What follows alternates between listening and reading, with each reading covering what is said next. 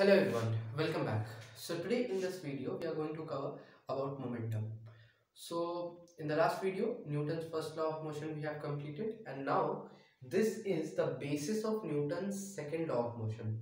Okay, so momentum actually explains the second law of motion, so that is why it becomes important for us to study momentum.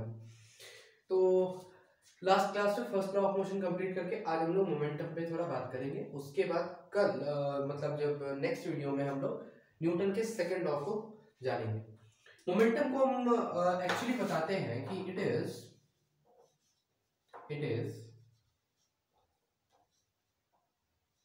Quantity, it is defined as, so it is defined as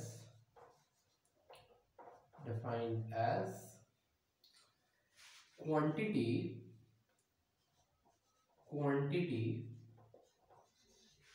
of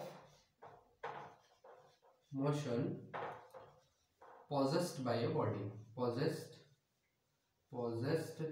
by a body. So it is defined as quantity of motion possessed by a body. Now इसका मतलब क्या हुआ कि किसी body में कितना motion है, कितना क्वांटिटी ऑफ मोशन है, और वो बॉडी कितना क्वांटिटी ऑफ मोशन को कंसिस्ट करता है, उसका काम होता है मोमेंटम जो होता है उसी चीज को एक्सप्लेन करता है। फॉर एग्जांपल, अगर ये एक बॉल है, this is a simple tennis ball, now of mass let us से 2 kg slide and it is moving on the ground.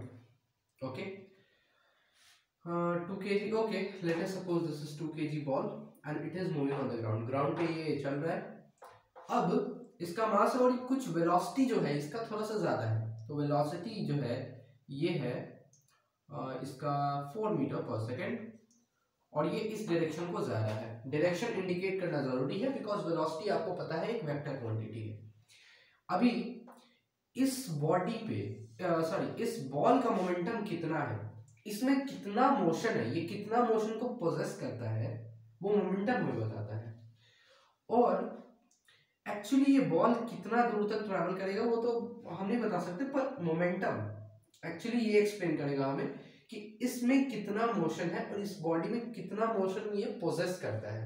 For example, इसका मोमेंटम हम लोग कैलकुलेट करते हैं इसके प्रोडक्ट से, इसके मास और वेलोसिटी के प्रोडक्ट से।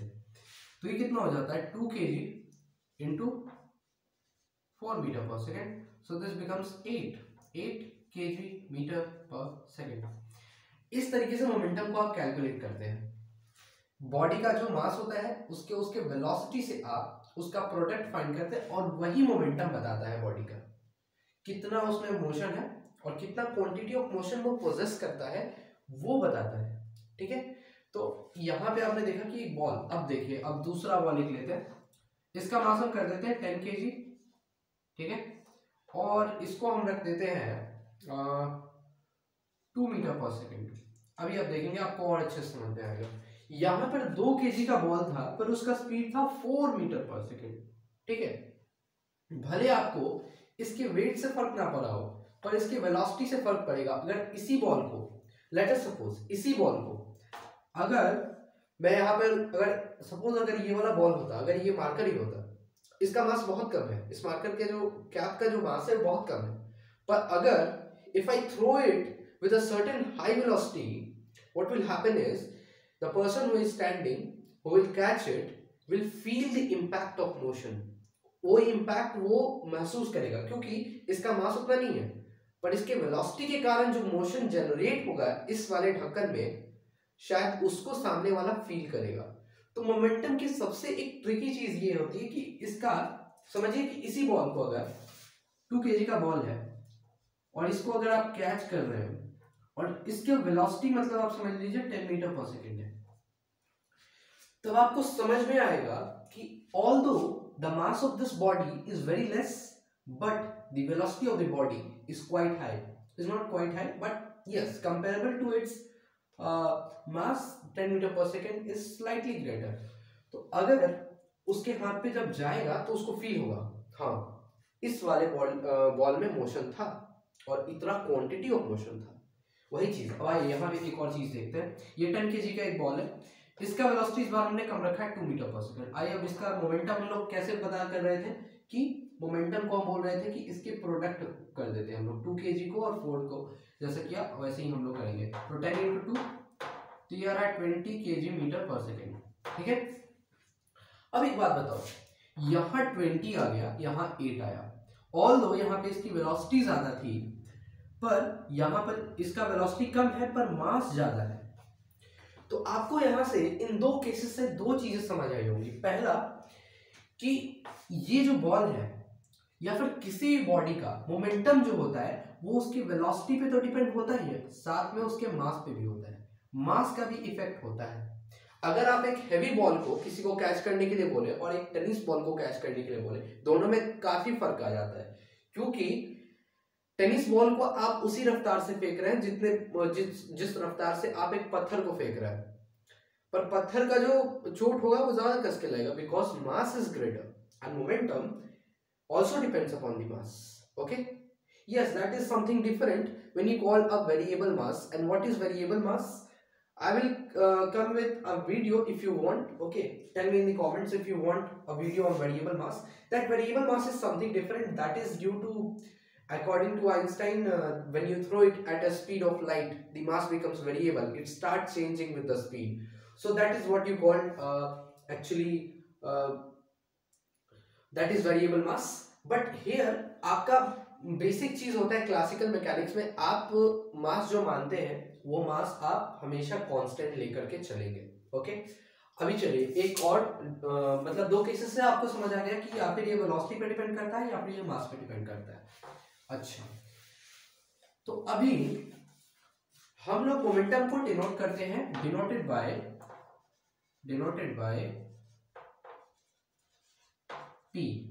P से डिनोट करते हैं, and P is defined as, mathematically इसको हम लोग देते हैं by mass into velocity of that body. याद रखिए इस फॉर्मूले को। अब आप एरो देख रहे हैं तो आपको पता चल गया होगा, it is a vector quantity, it is a vector quantity, ये एक वेक्टर क्वांटिटी है। इसका यूनिट देख के चेक कर लेते हैं। यूनिट इसका अभी हम लोगों ने किया था क्वेश्चन सॉल्व, उसमें भी हम लोगों ने देखा था यूनिट क्या होगा, मास का यूनिट केजी, वेलोसिटी की यूनिट मीटर पर सेकंड, तो ये हो जाता है इसका यूनिट केजी मीटर पर सेकंड। ठीक है, अब आप इसका चाहे तो डायमेंशन में निकाल सकते हैं, आप ये ट्राई करिएगा अपने से डायमेंशन निकालना। और यहाँ पर इंपॉर्टेंट चीज यही था कि आपको ये बताना था कि मोमेंटम जो था वो दो क्वांटिटी पे डिपेंड करता था, और कैसे डिपेंड किया हम लोगों ने अभी उसको देखा। ठीक है, और since momentum of body can be negative because velocity एक वेक्टर क्वांटिटी हो और ये नेगेटिव हो सकता है, और चूंकि अगर ये नेगेटिव हुआ और ये हमेशा पॉजिटिव रहेगा तो negative into positive gives you a negative value. तो momentum can be positive, can be negative, depends upon velocity. Okay, इसका डायरेक्शन डिसाइड करता है वेलोसिटी, इसका मैग्नीट्यूड जो होता है वो आपका मास डिसाइड करेगा। मास और वेलोसिटी दोनों डिसाइड करेंगे, पर मेनली जो कंस्टिट्यूएंट होगा डायरेक्शन का वो वेलोसिटी ही डिसाइड करेगा, क्योंकि मास जो होता है आपका स्केलर होता है। ठीक है, तो ये था आपका अबाउट मोमेंटम, और इसको हम लोग ऐसे भी डिफाइन कर सकते हैं, you can say it is product of mass and velocity. Mass और वेलोसिटी के प्रोडक्ट को हम लोग मोमेंटम बोलते हैं, ये भी आप बोल सकते हैं। तो मोमेंटम को आप लोगों ने अच्छे से समझा होगा, न्यूटन का सेकंड लॉ बहुत आसान हो गया होगा।